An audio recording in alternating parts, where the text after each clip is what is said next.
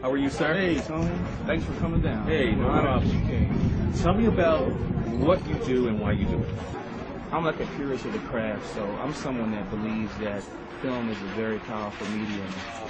That it's not something you should look at as a cavalier thing. It's something that you should treat with utmost respect. You should go to school for it. You should learn how to do it properly, learn all the nuances, learn the history of it.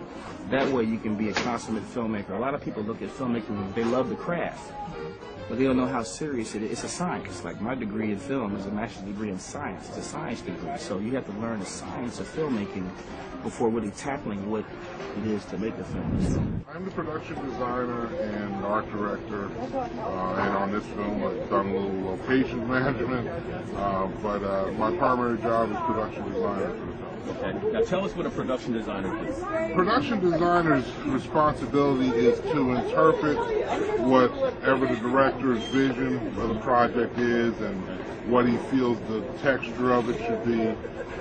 And this project is a very aggressive project, even though it's an independent film, because it spans over 4 decades. It is a period piece. It is basically an epic. It chronicles the lives of 2 young men right from when they meet in elementary school.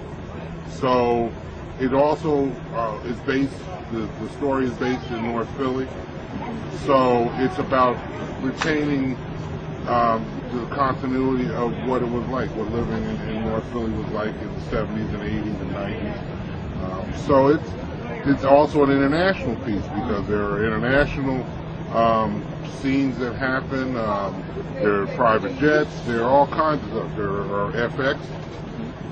So it was a challenge.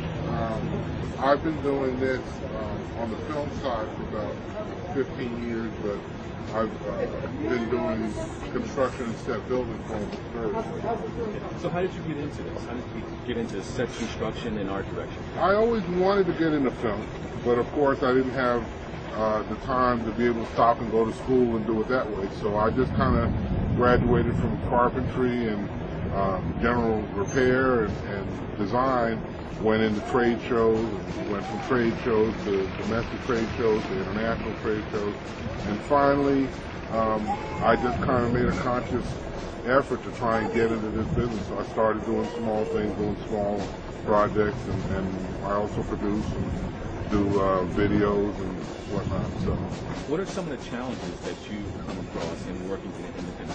This is an independent, what they call an ultra low budget SAG, which finally they kind of opened a venue for the independent filmmaker who's not financed by any large studio to still make their film, but at the same time you still have the same challenges. You have locations are very difficult to get.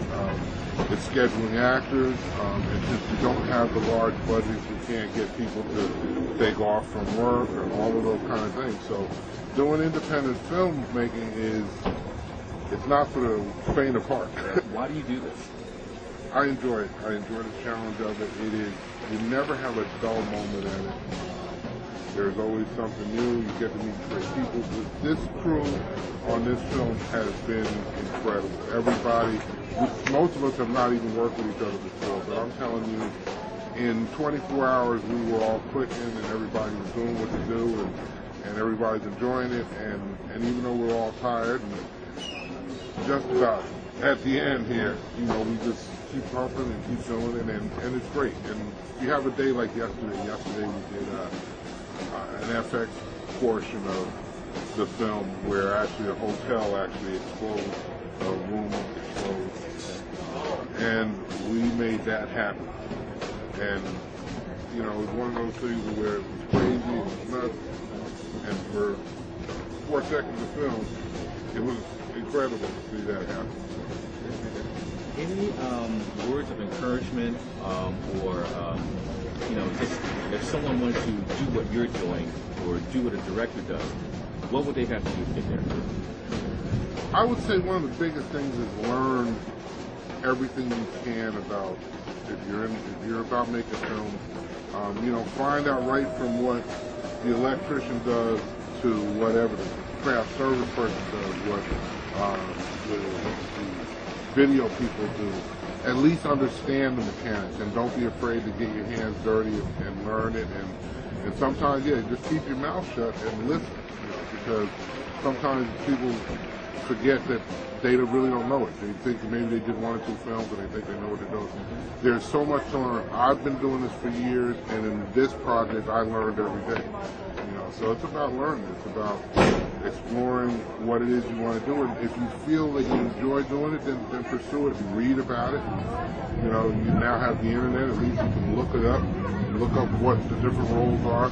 Go to IMDb, go to Wikipedia, and find out, what does a makeup artist do? What does a hairdresser do? What does this person do?